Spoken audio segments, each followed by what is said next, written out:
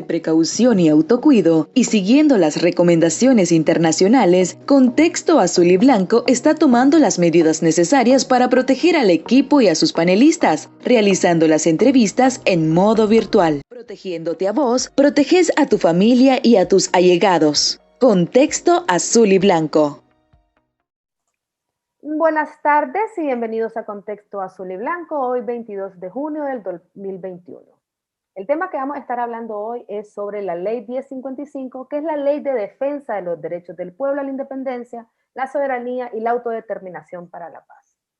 Desde el 28 de mayo vimos una escalada en la represión del régimen en contra de ciudadanos y ciudadanas nicaragüenses.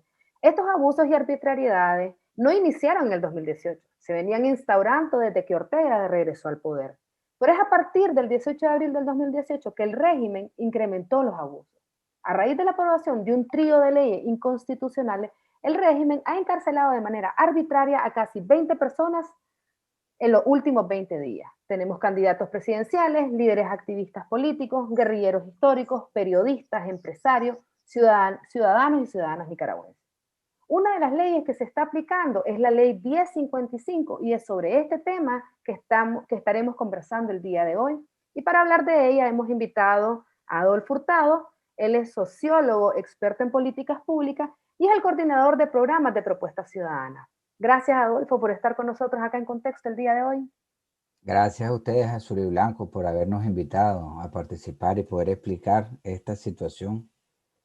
Sí, y es tan importante lograr comprender, ¿verdad?, todas estas herramientas que el régimen ha estado utilizando, ha sacado para reprimir. Ya la represión no solo es de manera física, con armas o golpes, sino que están utilizando el Estado de Derecho o las instituciones para las represiones. Y me gustaría dar inicio al espacio conversando un poco sobre cuál es el análisis que tenés sobre la creación de estas tres leyes. O sea, ¿cuál es el marco general y propósito general que hay detrás de ellas? Mira, yo comenzaría diciendo o aclarando, que yo creo que es importante, que el Estado de Derecho se basa en el respeto fundamental a los derechos humanos. Eso es básico. También tiene como característica que tiene reglas claras, ¿ves? Que las reglas son equitativas para toda la población, no solamente aplicable a una población y la otra te eximida de eso de ahí. Y además tiene un marco institucional estable, reconocible, previsible, ya en el cual se puede accionar y se pueden proteger los diferentes derechos de los individuos, los ciudadanos, los derechos políticos, los derechos culturales. Eso es un Estado de Derecho. ¿Ven? Lo que vamos a ver a lo largo del programa es que hemos llegado a un deterioro institucional tan profundo, a un deterioro del marco normativo tan profundo, que hasta hablar del Estado se vuelve ya complicado.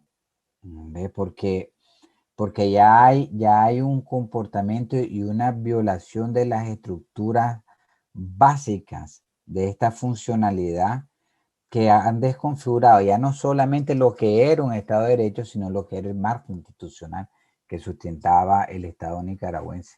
¿Ve? Y yo creo que el ejemplo más claro es la existencia de los parapoliciales. ¿Ve? Que el ejército, ya digo que paramilitares no son, que son parapoliciales y le pasa la responsabilidad a la policía, pero que además se han venido conociendo datos que ni siquiera estos grupos parapoliciales responden verdaderamente a la policía en sí. ¿Ves? Entonces comenzamos a tener el desarrollo de fuerza entre la misma institucionalidad que son peligrosísimas para el Estado de Derecho. ¿Ves? Muchas gracias, Adolfo. Y cuando hablamos, ¿verdad?, de estas tres leyes, tenemos tres leyes. Tenemos la ley de ciberdelito, tenemos la ley de agentes extranjeros y tenemos la ley 1055. Fueron creadas en un lapso de 2 a 3 meses. ¿Cuál crees vos que son los objetivos o el objetivo final de estas tres leyes? Hay dos lecturas posible en cuanto a la finalidad de las leyes. Una lectura que es la dominante, diría yo, que es la de afianzar el control de parte del grupo de poder que controla el Estado sobre cualquier tipo de oposición. Ya, es decir, es algo que tiene que ver con control y represión, ¿verdad? Que es los grupos que tienden a llamarlo sobre todo alrededor de la dictadura. Yo prefiero hablar de crisis del sistema político donde Ortega es como el final de la línea. La otra lectura, que también es verdad lo anterior, o sea, no estoy diciendo de que no tiene esa finalidad de control y represión, porque claramente tiene una finalidad de control y represión, pero la otra finalidad y el otro objetivo de este marco de ley es porque ellos han traído una narrativa de que lo que hace sucedido no es resultado de su incompetencia como gobernante, ni es resultado de su falta de empatía humana hacia la vida y los principios de ciudadanía y derechos, sino que ellos dicen que es un golpe de Estado, ¿ve? Entonces, que el golpe de Estado tiene un financiamiento externo y que además el golpe de Estado, como ellos agarran la tesis del golpe blando y todo eso de ahí, ellos tienen como concepto de que el eje central de este golpe de Estado descansa o viene desde los medios de comunicación, que son el instrumento fundamental para este llamado golpe de Estado. Lo que ellos deben demostrar ellos han ido, porque estas no son las primeras leyes de control de flujos financieros, ellos desde el 2019 vienen implementando diversos controles sobre los flujos de capital hacia Nicaragua, porque ellos no consiguen entender o encontrar quién financia a quién o cuánto, porque en el discurso de ellos es, ok, el 18 de abril que marchamos, más de 500,000 de personas en un determinado momento, según ellos, las más de 500,000 de personas que marchamos porque lo financiaron. Entonces, hay un caudal de dinero que tendría que ser visible y no aparece por ningún lado. Entonces, ha habido marchas masivas, el 30 de mayo fue una marcha masiva también, el 30 de junio de 2018 fue otra marcha masiva y tendría que haber un caudal, haber movilizado esa cantidad enorme de gente y no lo han encontrado. ¿Ya? Entonces, por eso que ellos lo que hacen, estas últimas leyes, es ya como el final de la línea de una serie de leyes que se han implementado. Entonces, el tema de los agentes extranjeros es, ok, todos los financiamientos de todas las ONG, de todos lados, aunque sea de la iglesia, tiene que ir a gobernación y mostrarme el estado de cuenta hasta dónde va el último centavo. Eso es, ellos no han encontrado el golpe de Estado. Ellos no han encontrado el financiamiento. Ellos no han encontrado el tema de dónde está la cabeza. ¿Ves? Porque no han podido entender o no han querido entender o tienen negado que es una lucha ciudadana, es la emergencia de una lucha ciudadana, que además es la emergencia de un movimiento, de una construcción social que inicia desde los 70. Ya en el colapso del 79 se ven los primeros síntomas de la emergencia de esta nueva conciencia de derechos que se fue desarrollando en los últimos 30, 40 años. ¿Ve? Entonces, como ellos no entienden de que lo que sucedió es que hubo una convergencia de diversidad de intereses, porque ellos no entienden la diversidad. Para ellos la diversidad es una amenaza. ¿Ve? Para ellos tiene que haber un pensamiento único. ¿Ve? Como no entienden esa diversidad, ellos buscan un centro de decisión. Y todas estas leyes es buscar ese centro de decisión y no lo encuentran, además de reprimir. Pero el tema es que no lo han encontrado. Fíjate que han estado con este tema que aplicando las leyes, dicen ellos, después vamos a ver si realmente vienen aplicando las leyes. Ve, ellos, ¿qué es lo que vienen diciendo? Es que USAID financia a la Fundación Violeta Barrio de Chamorro y la Fundación Violeta de Barrio de Chamorro le da dinero a X personas. Ajá. ¿Y? ¿Eso demuestra que hay golpe? No, eso no demuestra que hay golpe. Eso lo que demuestra es que hay un financiamiento de los Estados Unidos a la Fundación Barrio de Chamorro, ¿ves? Para esta actividad. ¿Ves? Lo que tienes que demostrar es que esa actividad tiene la finalidad que vos decís que tiene, que tampoco lo han demostrado. Para ellos es, le pagaron, entonces eso significa, no, no significa nada. Es antojadiza esa interpretación. ¿Ve? Entonces, es decir, ellos no han demostrado y además se vienen contrayendo, entonces ellos van contra el tiempo. Es decir, si lo último que ha pasado es que ellos han perdido una cantidad de base tan importante que ni robándose las elecciones pueden ganarlas ya. Entonces eliminan todo y dicen que aplican una ley que vamos a ver que tampoco están aplicando. Claro. Muchas gracias, Adolfo. Y pasando directamente a la ley 1055, me gustaría que dieras una explicación sobre ella y cuáles son los principales puntos a valorar. Mira,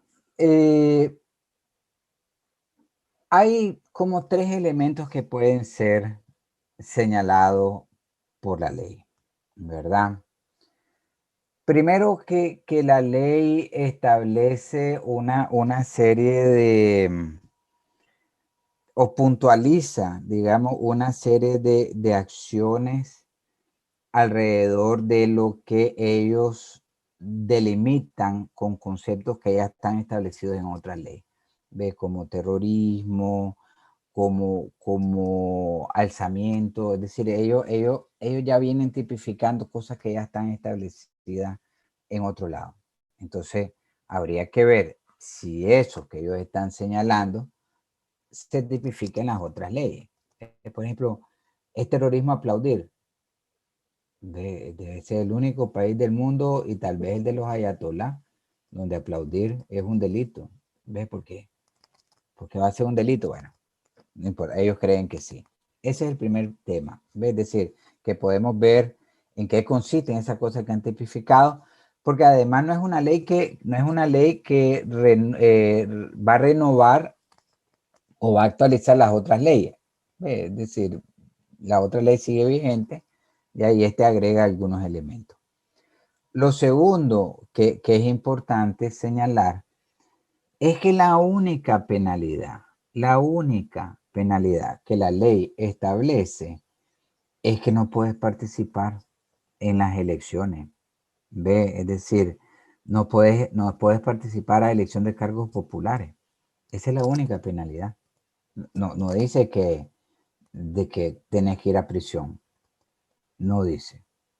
Para nada. ¿Ve? Entonces eso es que la policía esté haciendo un documento que dice que te mandan a detener aplicando esa ley, es lo que habíamos señalado antes. Eso es ya el marco normativo ya desapareció. ¿Ve?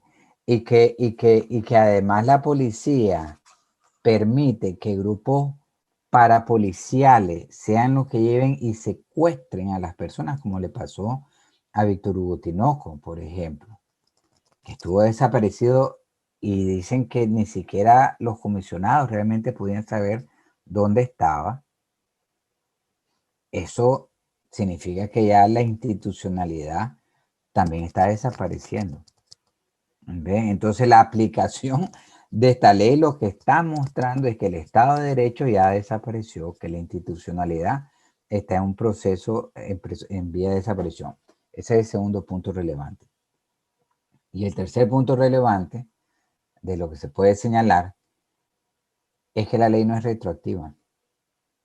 ¿Ven? Es decir, si vos aprobaste la ley hoy, vos vas a penalizar en el marco de esa ley a la gente de hoy en adelante. Es a futuro la aplicación de la ley. ¿Ve? Vos realizás un contrato y el contrato es en función de la ley vigente, no de la ley futura. Las leyes no son retroactivas. Las penales no son retroactivas. ¿Ve? Entonces, eso de que aplican una ley que fue aprobada en diciembre y te buscan los registros públicos desde 2011, 2008, desde donde les dé la gana o los encuentren, ese es un disparate esférico. Eso es un disparate esférico. Y yo diría de que es motivo de preocupación para la comunidad internacional si llevamos 100 años haciendo un esfuerzo global y más, menos, con más fuerza, menos fuerza, por desarrollar estados de derecho, por estabilizar y parar las matanzas. Justamente para eso son los estados de derecho, para parar estos abusos y las matanzas y las inestabilidades. La democracia electoral, que es realmente para la transferencia de poder sin colapso. Todo eso se acabó. Todo eso. Es decir, esos tres elementos básicos que están en la ley, lo único que realmente demuestra lo de la policía es que estamos en el aire.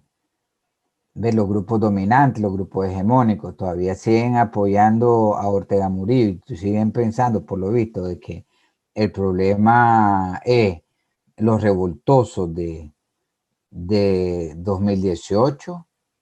Yo diría que la echada en prisión de gente como Arturo Cruz, de gente como Chanito Aguirre, y la forma en cómo se justifica la aplicación sin sentido de una ley que ellos aprobaron encima, es decir, ellos violan una ley que ellos aprobaron. Eso es lo más impresionante.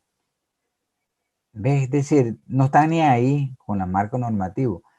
Y lo que muestra lo de Chanito, muy claramente, y lo que muestra lo de Arturo, y lo que muestra lo que le hicieron arriba del Bámporo, lo que muestra muy claramente es que a vos te pegan la etiqueta de traidor y no hay nada que te defienda. Entonces, el gran capital, cuando los Estados Unidos le meta la sanción de sacarlos del TLC y ellos se vean en una situación precaria para hacer negocio, ellos van a tener que optar. Y entonces, en ese momento, ellos pueden ser, si acaso no antes, porque vos sabés que la paranoia es endofágica, y la paranoia está en el poder.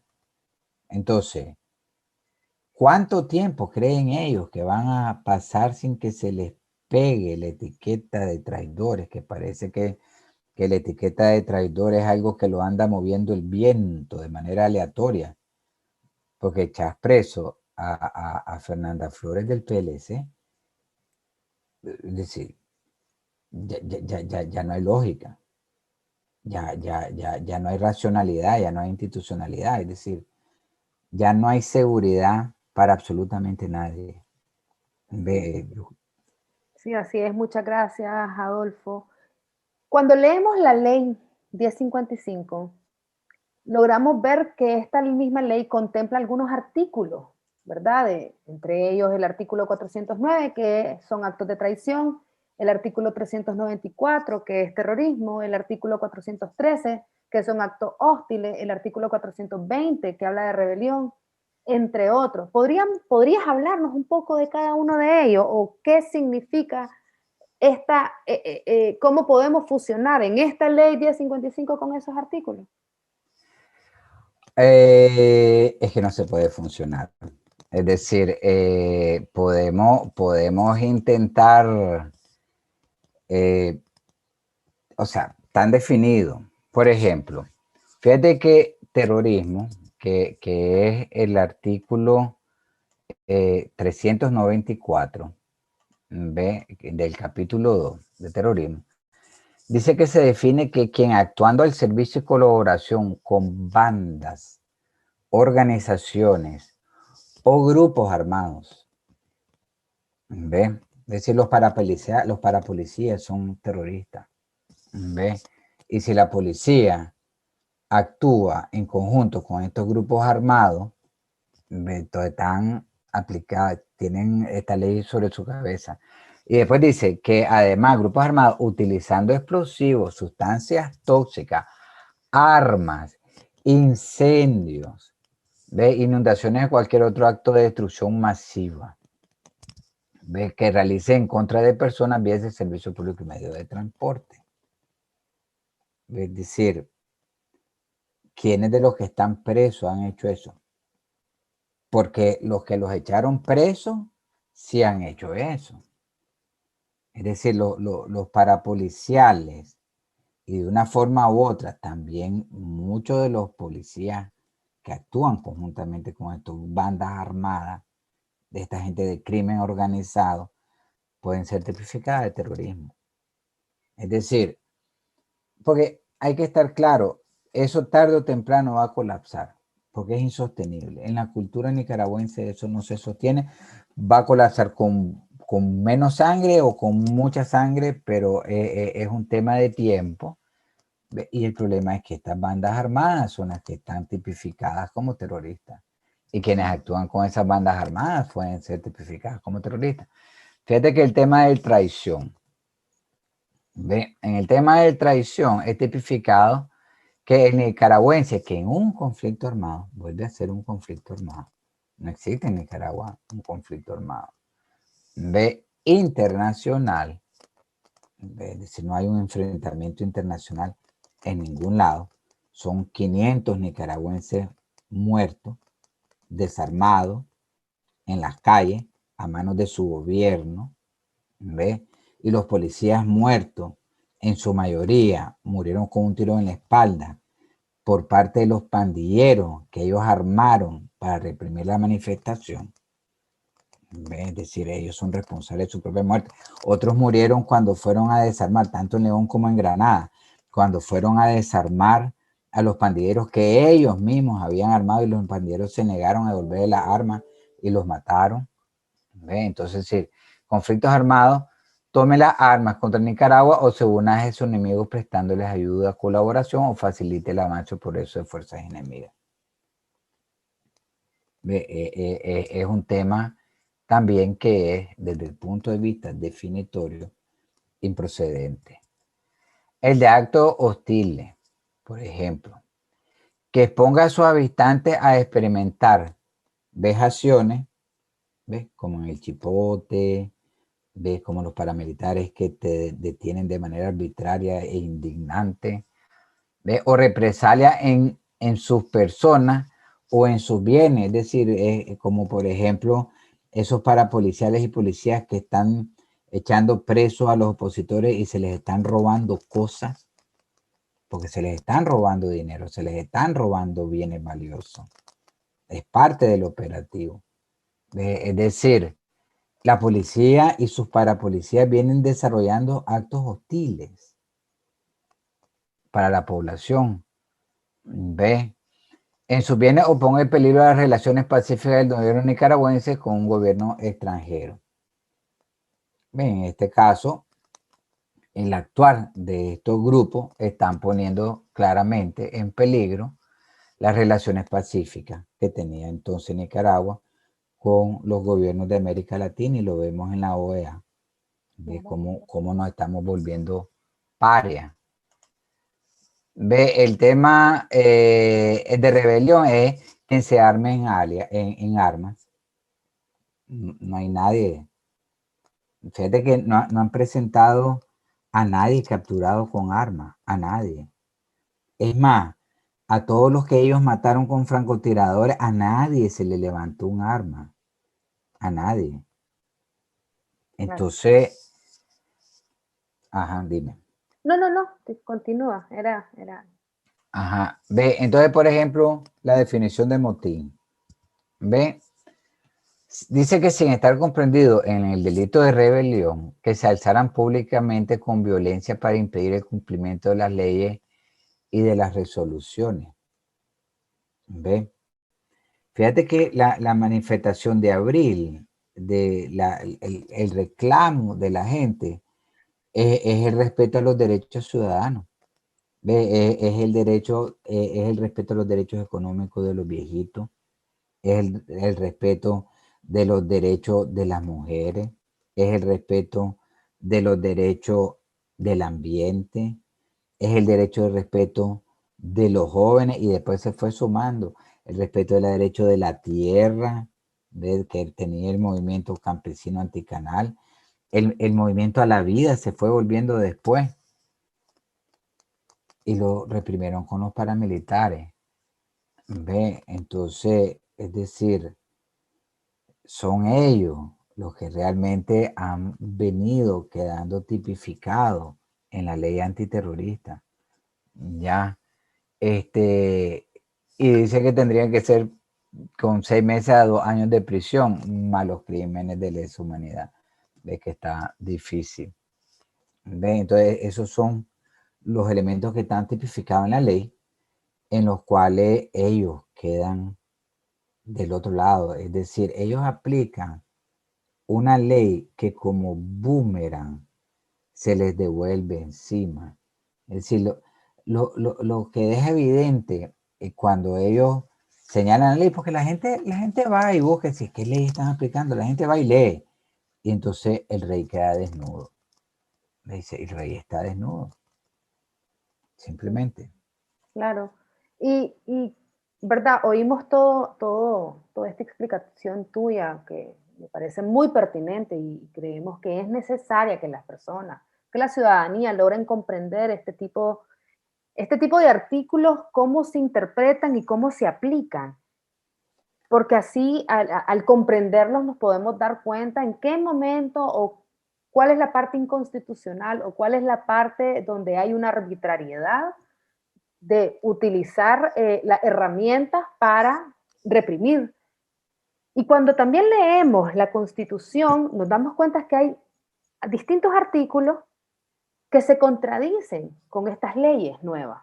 O sea, ¿qué significa esta parte? O sea, ¿son las leyes nuevas más importantes que la Constitución o viceversa? ¿Cómo podríamos explicar esa parte? Mira, es que en un Estado de Derecho, la Constitución es la Carta Magna.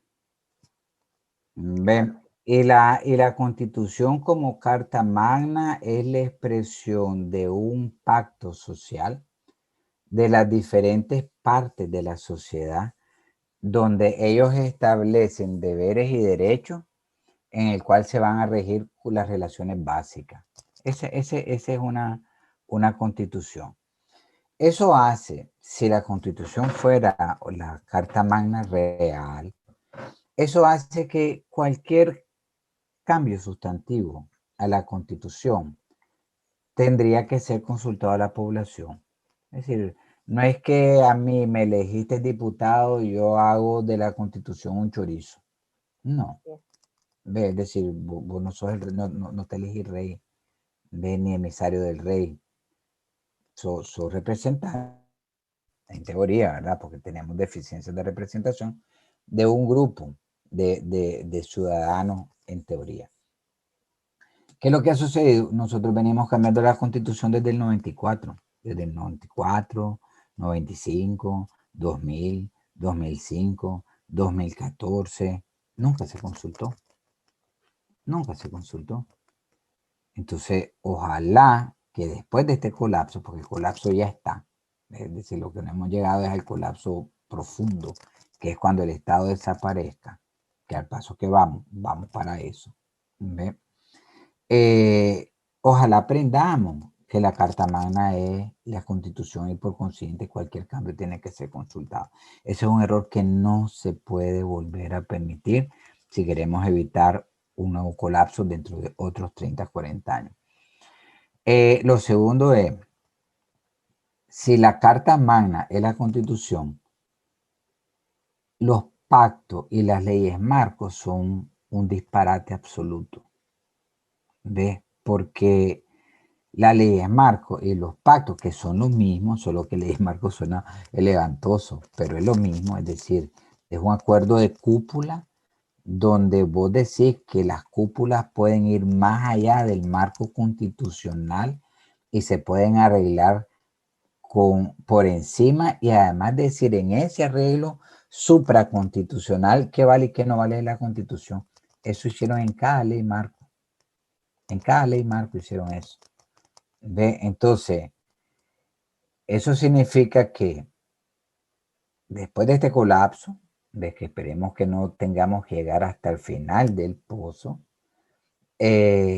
no puede haber ley marco.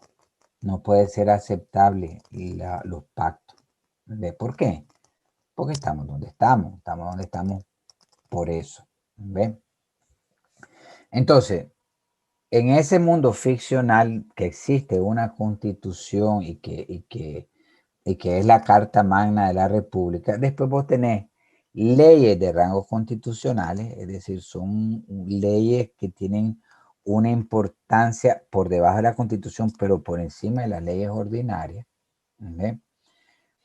Y que además tienen procesos específicos para ser modificadas.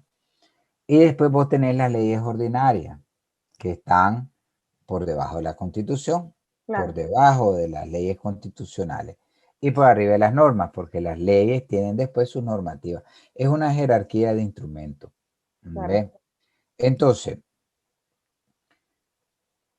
el Estado de Derecho en Nicaragua ha desaparecido a tal grado que la asamblea hace voto mayoritario, porque no es un cuerpo independiente, es decir, ya la independencia de poderes ya desapareció hace muchos años, Así es. es decir, Ortega lo consiguió, pero no es que los otros no lo hayan intentado, porque Ujú.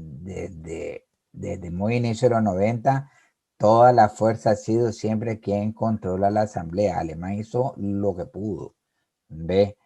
Entonces, Ortega lo consiguió. Entonces, eso lleva a qué tipo de cosas, a que apruebes una ley que es violatoria de la Constitución, ¿ve? Y no se discute. ¿Por qué no podés? Porque vos no podés meter un recurso de amparo a la Corte Suprema, a la Constitucional, que diga que esa ley atenta contra el artículo tal de la Constitución. No puede. ¿Ve? ¿Por qué? Porque tampoco hay división de poderes. Entonces, del otro lado, vos tenés un maje que te dice como no, mi brother votó por la ley.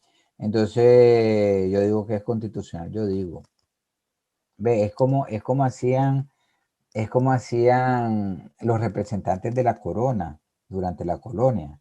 Llegaban Claro, las así leyes es. de India, llegaban las leyes de India, y entonces los representantes de la corona que las interpretaban. Y entonces en la interpretación era, mira, ahí donde dice blanco realmente quiere decir que es negro. Ve, y ahí donde dice que es grande en realidad quiere decir que es chiquito. Ese vicio colonial todavía es profundo en nuestra cultura política, y cómo se interpretan estas leyes es la mejor muestra de lo postcolonial que es nuestro pensamiento. ¿Ve? Entonces, tenemos leyes, ya vimos que ni siquiera se están aplicando las leyes, ni siquiera se están aplicando las leyes que ellos aprobaron, y que además esas leyes son anticonstitucionales. Si yo fuera de los grupos hegemónicos, yo estaría preocupadísimo por mis inversiones.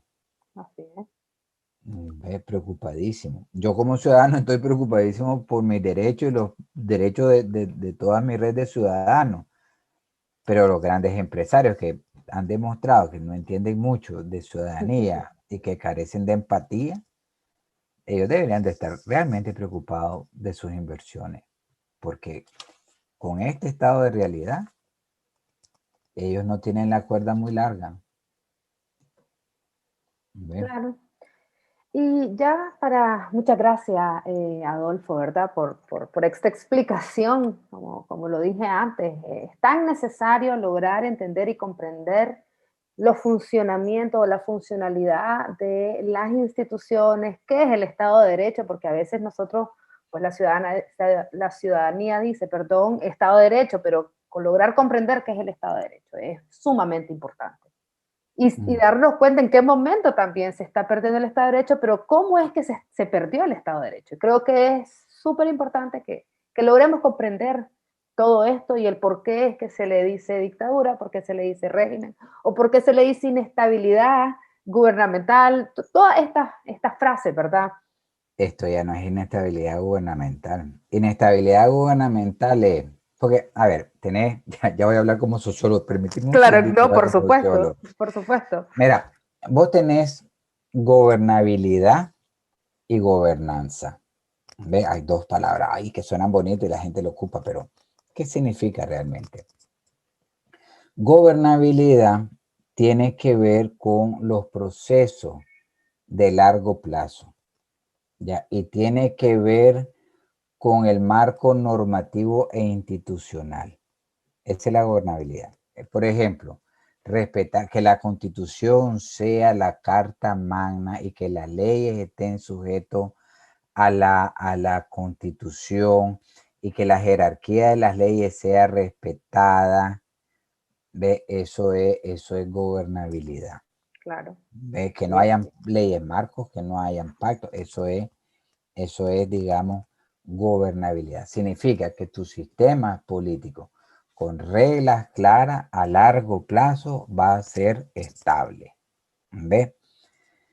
¿Por qué decimos que en Nicaragua no hay gobernabilidad? Porque no hay nada de eso. ¿Ve? Ya no hay regla, ya no hay jerarquía, ya no hay previsibilidad de nada.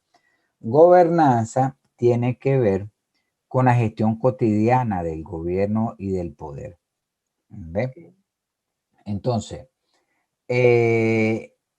por ejemplo, salió un grupo de ciudadanos a reivindicar tal cosa. Yo tengo dos opciones o tres. ¿Ve? Una es, me hago el sordo mudo y no los atiendo, pero dejo ahí que se aburren y se cansen. Esa es una forma de gobernanza. Es decir, no genero mayor presión, pero no resuelvo el problema. Y por consiguiente va a estar como ese ruido de fondo. ¿Ve? El otro es el modelo que le gustó al frente tanto, que es, salen digamos, las demandas ciudadanas y entonces yo te tiro las turbas porque vos no puedes hablar, porque yo no permito que vos me hables, vos no me puedes criticar, no me puedes decir nada. Entonces no solamente no resolves, sino que incrementas la presión. ¿Ves? La otra es una cosa que los sandinistas no han entendido y ninguno de los otros gobiernos entendió verdaderamente, que es, hay una demanda ciudadana y yo voy y converso y dialogo y negocio y establezco un punto intermedio que permito incorporar parte de las demandas, bajar la tensión, eliminar las fuentes del conflicto y establecer mecanismos de gestión más estables, más eficientes y más eficaces. Eso es lo que llaman buena gobernanza. Todo es como vos reaccionás. Entonces, por ejemplo, el hecho que las demandas ciudadanas se hayan ido incrementando en el tiempo, al punto que cada vez el gobierno se vuelve más inestable, es inestabilidad política. ¿Ve? Es decir, el 18 de abril era inestabilidad política. Ya para el 19 de abril comienza a dejar de ser estabilidad política y comienza a establecerse un régimen, ¿ve? Que ya es una estructura de dominio y control que ya no tiene que ver con la gestión de la legitimidad en sí, sino con el control de la sociedad, ¿ve? Y que además comienza a erosionar sin precedente el marco legal y el marco institucional, porque no es que no estaba degradado, porque la degradación, como te comenté anteriormente, es un proceso largo de varias décadas. pero llegamos a un punto de inflexión donde llegamos a estas leyes. ¿Ve? A estas leyes ya no hay marco normativo, no hay constitución, no hay institución, y esto es lo que el poder puro y duro diga. Claro. Eso ya es dictadura. Muchas gracias, Adolfo. Muchas gracias nuevamente por toda esta información. Y ya para finalizar, nos gustaría que le dejaras un mensaje a la ciudadanía. Nosotros históricamente hemos tenido un problema en nuestra cultura política que genera un sistema político inestable que termina colapsando. La naturaleza de ese conflicto recurrente es porque vemos la gestión de la diferencia y la diferencia como un peligro y no como una oportunidad o como una fortaleza. Eso ha hecho que nosotros no hayamos podido establecer reglas claras y equitativas para todos los concursantes de la sociedad y no hemos podido crear una sociedad incluyente, integrada, que se vuelva sostenible. Creo que la lección de este conflicto, por difícil que está siendo, es que por primera vez estamos decidiendo de resolver este conflicto por la vida ciudadana, por la construcción ciudadana. No es que los otros no van a ser violentos, son violentos, los estamos viendo los violentos que son y van a seguir intentando ser violentos. Pero hay que construir ciudadanía. ¿Por qué? Porque es la única garantía. Y esperemos que los grupos hegemónicos lo entiendan. Esperemos que las personas violentas de nuestra sociedad lo entiendan. Y esperemos que la gente excluyente, como aquí en Monterrey, por ejemplo, lo entienda. ¿Ve?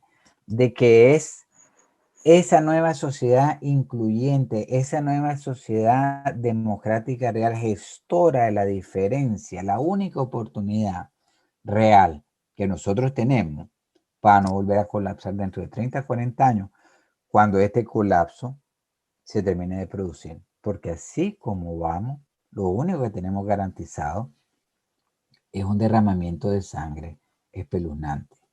¿Ya? Nosotros todavía lloramos, yo soy de la generación que todavía llora a los muertos de hace 40 años. ¿Ve? Soy de la generación en que todavía tengo que sanar y ayudarle a mis amistades a sanar los dolores y las heridas de hace 40 años. Entonces entendamos que no podemos repetir eso porque 40 años después seguimos llorando y 40 años después seguimos sanando.